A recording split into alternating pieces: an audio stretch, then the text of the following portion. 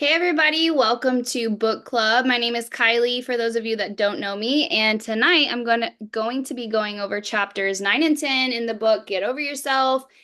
And I think this is my third time, maybe third time as a team going through this book, and I feel like this is such a good book for all stages of your business to revisit, but especially for people just starting out. Like I would definitely recommend getting your new people reading this because it hits everything in the business. And it's a quick read. Like I don't know if you guys think that, but I feel like you get through it so quick. So, jumping into chapter 9 is the fortunes and the follow-up. And I will say since Ruby Retreat, we had a retreat a couple weeks ago, and I think since then, following up has been like at the forefront of my mind and what I've been focused on the most, specifically like my prospects, not necessarily the people that I've gotten started on the products and kind of the people that are in my funnel. But I don't think like follow up is not something new. It's not like all of a sudden I've been like, oh, follow up. The fortunes in the follow up has been something that people have told me since the beginning of my business. But I don't think I have been aware how sloppy I've been with my prospects and following up. I think I'm more all over the place. Like, I'm not scared to follow up if people say no or don't reply. I don't have that fear anymore. I used to. I definitely worked through that. But I think that it's more when I think about that person, I'm like, oh, I haven't talked to them in a while. I think I'm going to follow up. But some of the people that were sharing, like Shelly, she has an amazing call, how organized she is. I know Tova popped in the other day. Christina has this like follow-up system, like 13 ways to follow up with people. And it gives you like an idea of when should you follow up, different ideas, coming with new information, and it's organized and you're actually writing people's name down on the calendar. And I've never really wrote people's name down unless they have said, yeah, like I would like to take another look, and then they go in my funnel. But even with that, I'm not super organized writing their name down. So, anyways, that's been at the forefront of my mind because of that. And she says one of the biggest mistakes people in our profession make is they one and done. If they talk to someone once and get a no, they don't revisit the subject with that person again. And she says the majority of people you talk to will need to see and hear your message many times. And this is not a Plexus thing or a network marketing thing. This is like a human thing.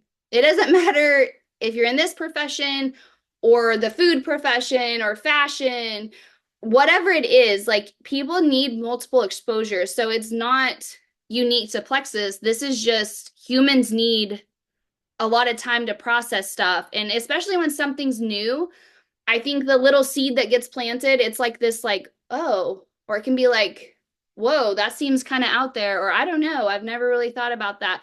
And then the more they see it, they become more familiar and they start to think more on it. And then it becomes like, actually, yeah, I agree with that. Or actually, I want to, look more into that. It becomes more normalized to them and they're more open to take a look or wanting to start or do whatever.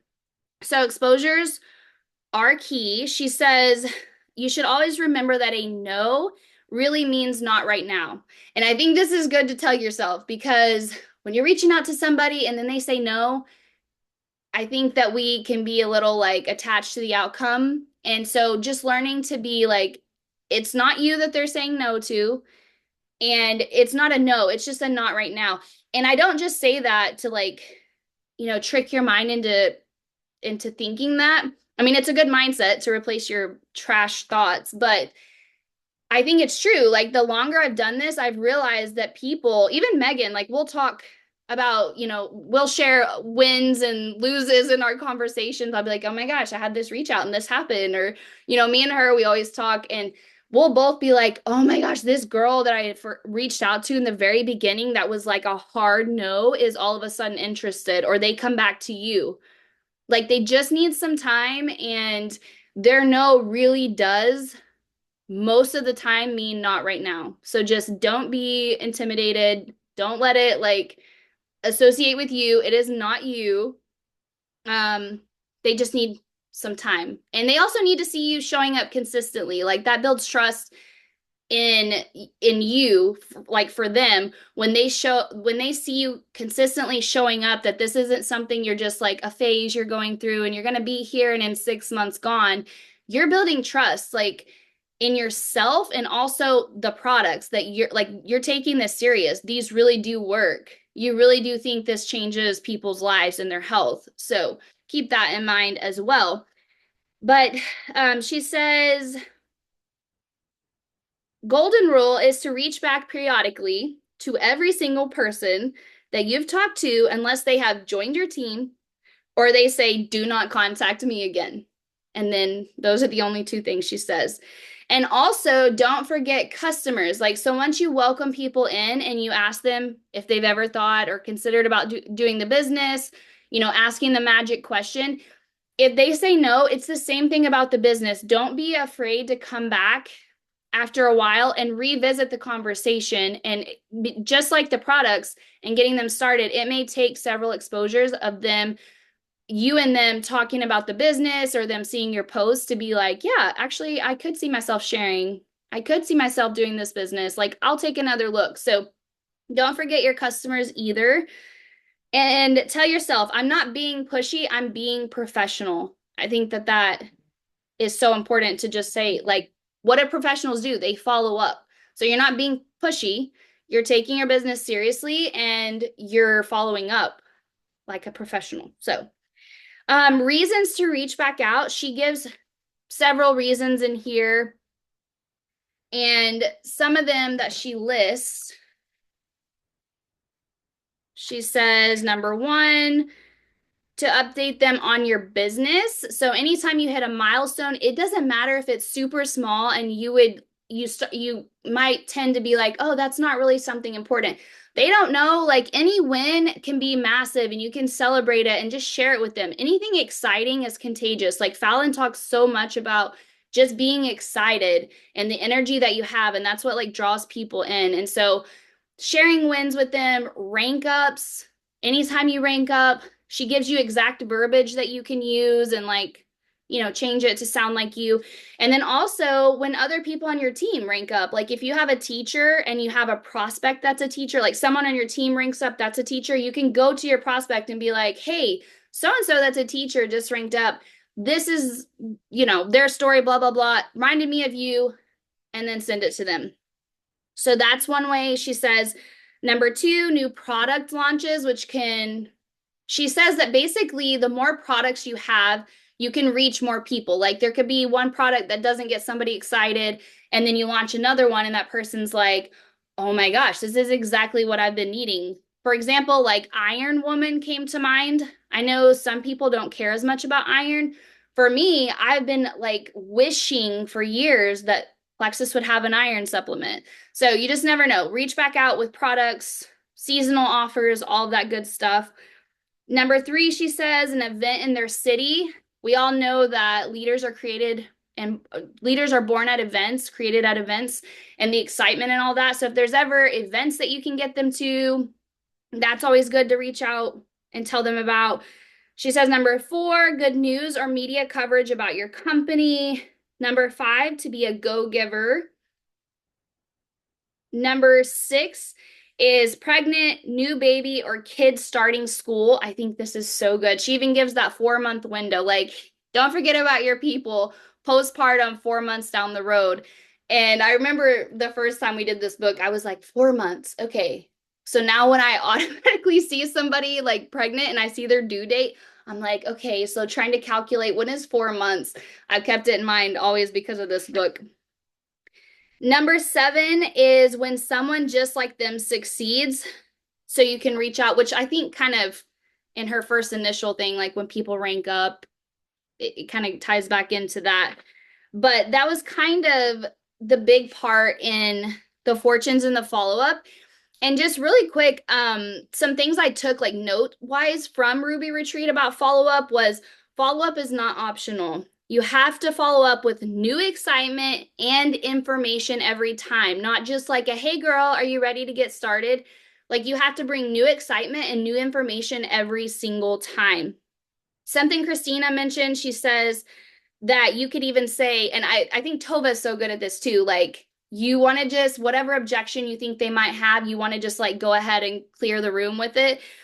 So if you think that coming back and just saying something and they're like, I just told you I wasn't interested not that long ago, you can say, I know you're not interested right now, but I thought this would inspire you. And then send them a testimony that, it's like just a little plug, like, hey, I know that right now you're not interested. I thought this would inspire you. I thought you'd love this, and send it their way.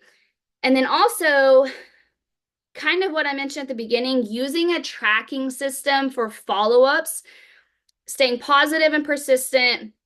And then what's the worst that can happen? They won't end up joining you or doing this with you because they already aren't. So it's like, what's the worst that could happen?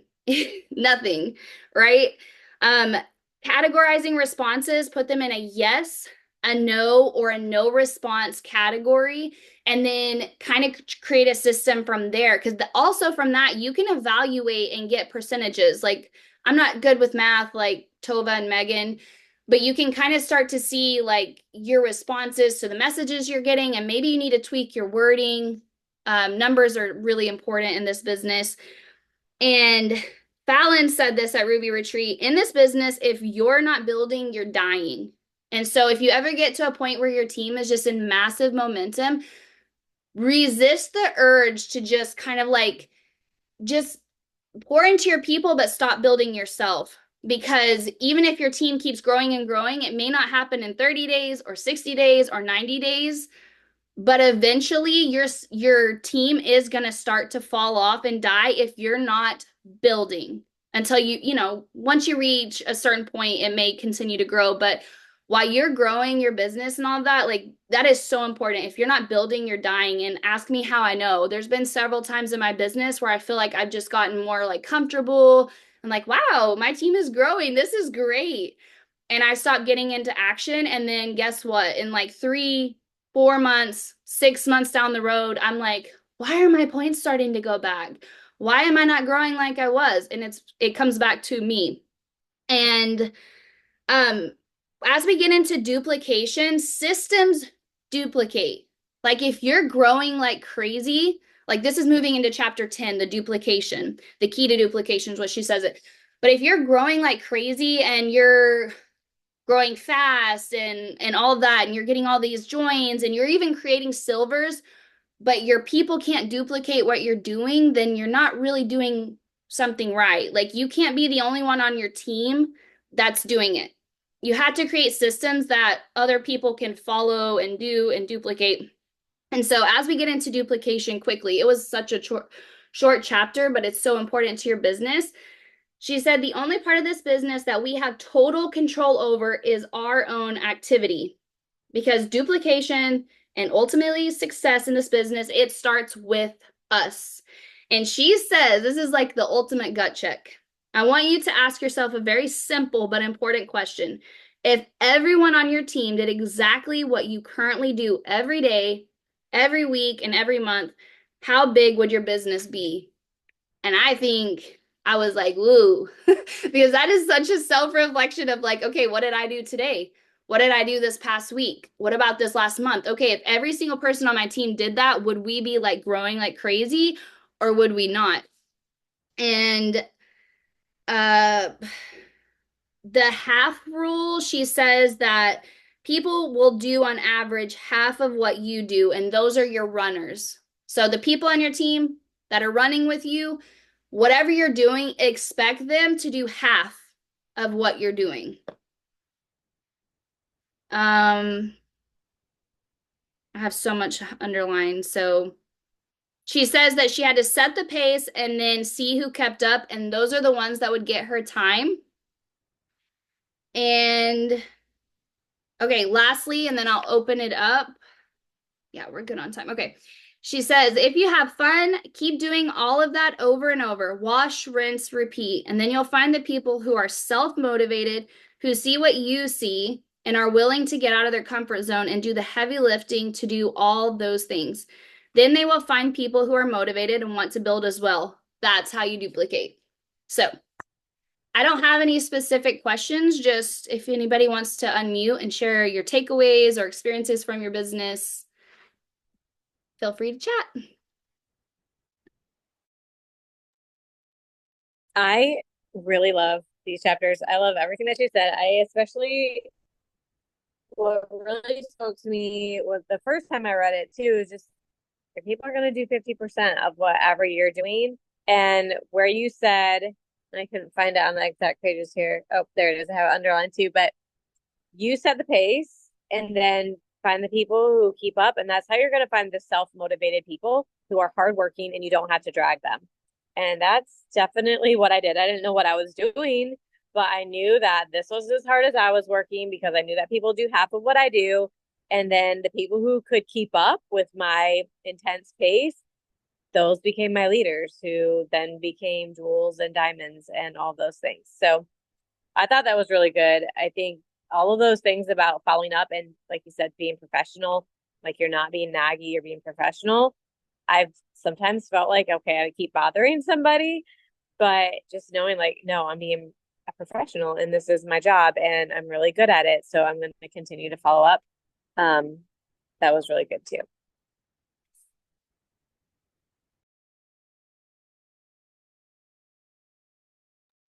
I've had so many crazy, like long-term follow-ups, like people 4 years, 5 years, 6 years come around. So it's true. And I just love that stat. It's from a different study, but it kind of reflects what she said. You have to talk to people at least 7 times, but it across all sales. And this is even a slightly older stat, so I would suspect it's even higher. But 80% of sales close after the eighth follow-up in any sales industry.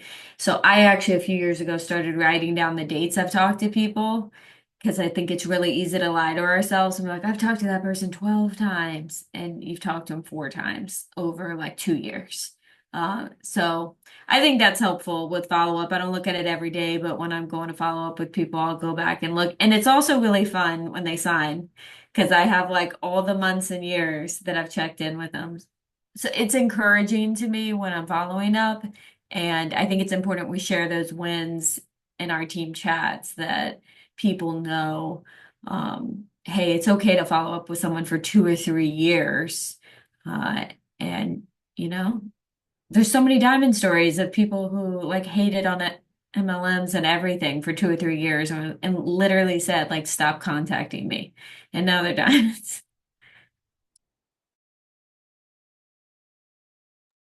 I thought it was a good reminder too, real quick, and what you're saying, Tova, made me think of this again, but how she gives reasons for following up instead of just, are you ready? Are you ready? What do you think of the video I sent you? But it's like, here's an award. Here's a new product that we just came out with. Here's a testimony that I thought of you. Um, that's the kind of follow-ups that we want to do. That's how you don't feel naggy because you're giving them new information every single time. And you're not just saying, are you ready? Are you ready? Are you ready? And I talked about that at Ruby Retreat too. So it was a really good reminder. That is exactly what I was going to say because this is the second time I'm reading this book, but you do forget sometimes how important the follow up is and how to follow up. So when I reread this book, I'm like, oh man, I've been slacking on that area, or I can include this a little bit more. So Courtney, when you're saying like it's been a really good refresher, it really is because I do sometimes get caught up in my own thoughts and I'm like, well, I don't know what to say, or I'm not really sure. I just need to open the book and it's like it's right there for me. So the fortune and the follow up I absolutely loved years ago. I can't even remember who it was. Was it April Ann who did the Fortune is in the follow up? She had like a series. I can't remember who had it on YouTube, but I remember watching it and it like sparked something in me. And then I read this book and I was like, okay, I get it even more.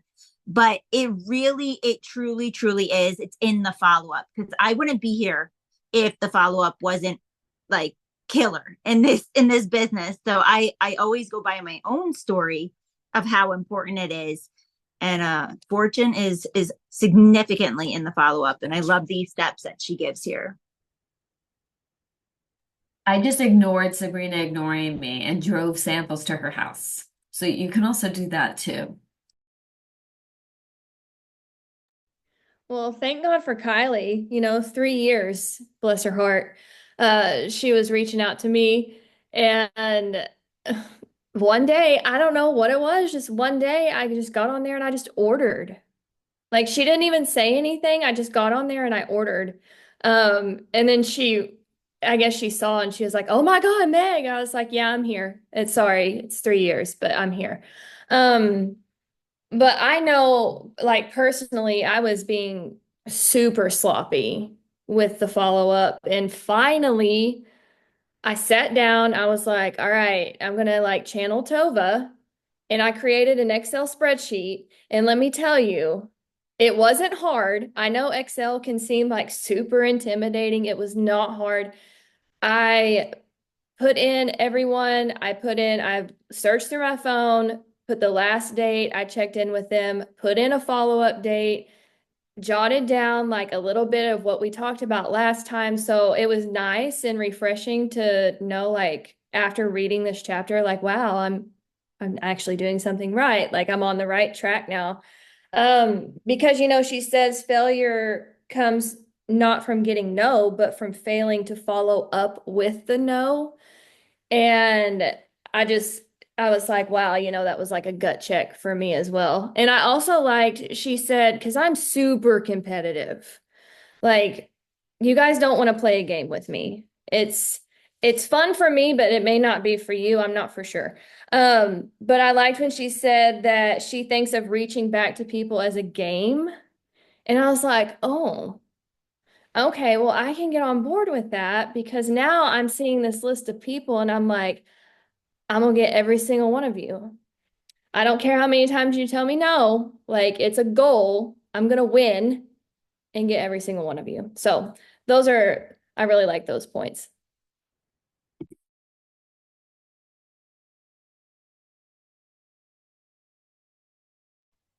I liked what she shared about events. I've been noticing a big difference in my team and myself's difference, just getting out and doing things in person. So in Canada, we had a really big success. Danica's team is like double ranking.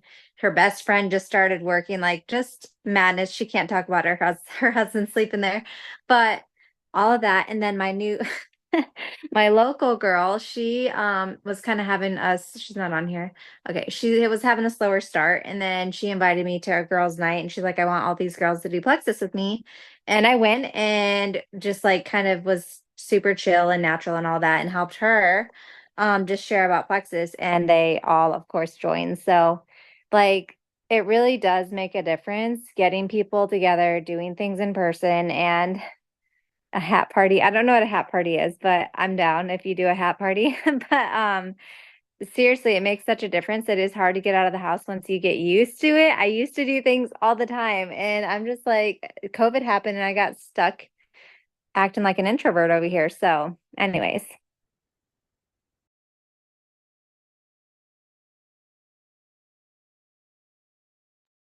Totally off topic, but Sabrina and I met these people at the holiday fair that have all these different colored trucker hats and then like 1,000 different patches, and you pick out your patches and they have this special machine that clip irons them all on.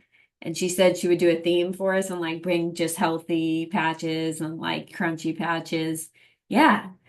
I don't know how much you like trucker hats, Courtney, but it'll be a good time.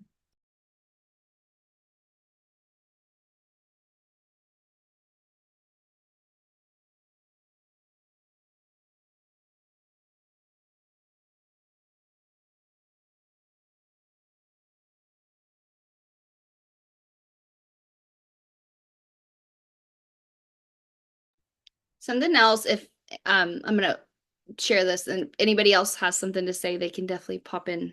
So be thinking if you want to share. But Shelly, like something with her just really stood out because she has the numbers to prove that her systems are working. Like, correct me if I'm wrong, Tova, and if I'm wrong, but I think she said she gets monthly 6 to 7 new joins, level ones each month. But the numbers that she's doing, like the systems are they're so spot on. Like she does daily. She says she does 10 to 20 follow-ups every day. 10 to 20 follow-ups. That's not reach outs. Those are like the follow-ups.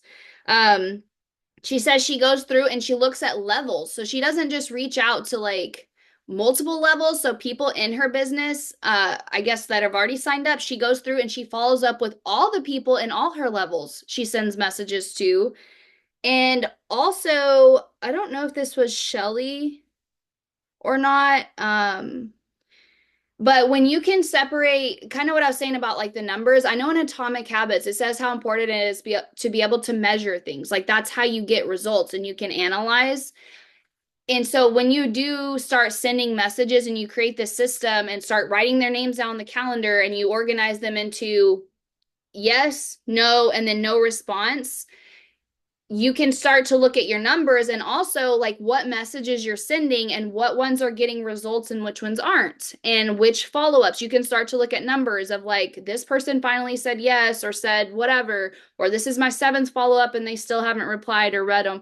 But you can analyze, and that way if you ever go to your upline like on a coaching call, you can take specific screenshots, you have specific numbers, and you guys can analyze together and be like, okay, well, actually, the reason this person's not responding, that message was not very good. Let's tweak this. Let's do this. Or, wow, this message, like you have the most responses when you send out this message, or you seem to connect more. That stood out to me when she was saying how, like, all the specifics of her follow-ups. I just was like, wow, I feel like I've been missing out on so much because I'm more go with the flow. And when I see the person, oh, I'm going to reach back out. It's been 6 months since I reached out to her and she didn't say anything, So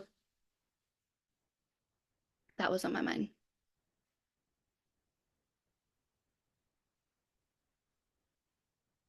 Anybody else have some key takeaways? Danica said One, go with the flow.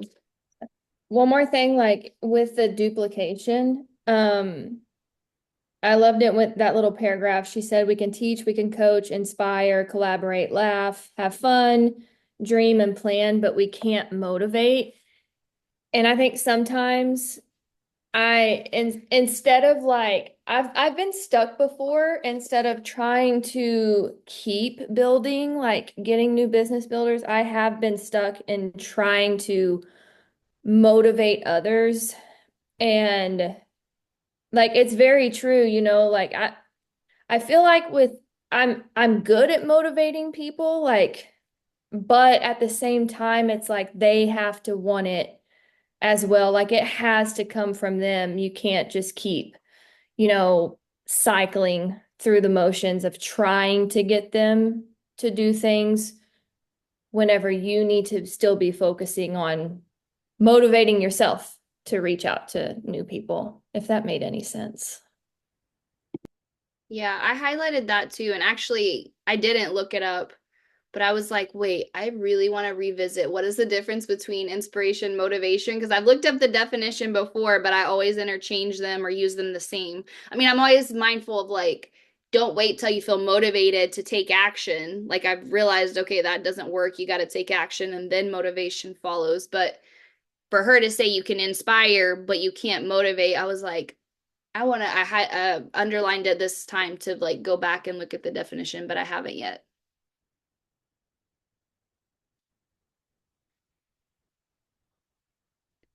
Anyone else? We're right on time to close out, and I'll just end because this was on my heart. If y'all are new here on the team, or if you're watching the recording and you're just scrolling through the page or you're new to the business, I challenge you guys to show up on book club and like unmute and speak, because this is the safest like place to do that. And I remember how scared I used to be when I first joined and like seeing all the people that were higher ranks. And I just thought, who am I? Like, I'm a nobody to come in here, and like, who wants to listen to me? What if I sound stupid? What if I don't understand what the book is saying? And then I'm going to speak up and people are going to be like, wow, she's an idiot. Like, I had so many bad thoughts, but I just wanted to encourage you guys, that this is the perfect place to grow your leadership and use your voice and speak to people like you on Zoom or whatever, looking at people, do it scared. I just really was like, you know what? I'm going to encourage people. So I challenge you on the next one to come with some notes and plan to just be super scared and do it anyways and unmute and share because it'll be good. And if you ever mess up, it's okay because I guarantee you we have all messed up or said some things that were like, wow, that was not my brightest moment. But it's okay. Megan's laughing at me. All right, y'all. We don't have book club next week because of Thanksgiving. So happy Thanksgiving, but we will see you guys the week after. See y'all later.